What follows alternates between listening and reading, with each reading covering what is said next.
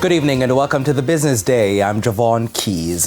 Sagicor Group has broken ground for an $8.4 billion commercial development in Port Moore St. Catherine. The project is expected to provide up to 1,500 jobs.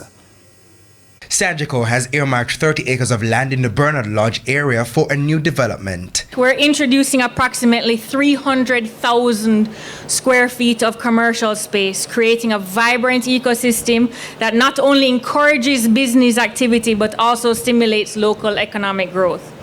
We also plan to introduce a diverse mix of commercial offerings, from retail and dining to professional services, designed to meet the dynamic needs of our community with convenience and variety. In addition to a gas station, bank and medical center, a business process outsourcing BPO facility will also be built. An exciting prospect of the Portmore Promenade is a generation, as Chris said, of over 1,500 jobs, which will significantly boost local employment and offer valuable career paths. At the heart of the project is a commitment to eco-friendliness. This includes integrated green spaces like the Central Park and employing sustainable practices such as solar energy and rainwater harvesting. Prime Minister Andrew Holness says the development falls in line with the Greater Bernard Lodge Development Plan. The Bernard Lodge development spans over 5,397 acres of land. This development allocates significant acreage for agriculture, residential, commercial, light industrial, mixed use, and social facilities. One of the key highlights of this development is the enhancement of agricultural opportunities.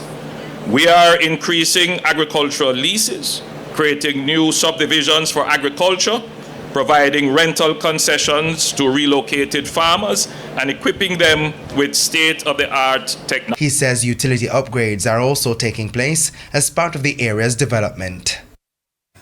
And just to be clear, the Prime Minister is referring to the general Greater Bernard Lodge Development Plan in that bite. Now to the banks and cambios. Trading closed today with the US dollar selling for an average $157.57.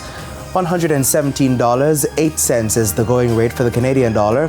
The average cost for the pound is $196.62, while the euro is going for an average $168.37. And the JSE index lost 1,378 points today, while the junior market index increased by 5 points. Among the 48 winners were Sterling Investments US dollar shares, Lasco Financial Services, Everything Fresh, Stationery and Office Supplies Limited at 138 Student Living. Now the 35 losers were led by T-Tech, The Lab, Caribbean Assurance Brokers, JMB Group 8.5% US dollar shares, and Knutsford Express Services. Now 16 stocks traded firm. And that's the Business Day. I'm Javon Keys. Good evening.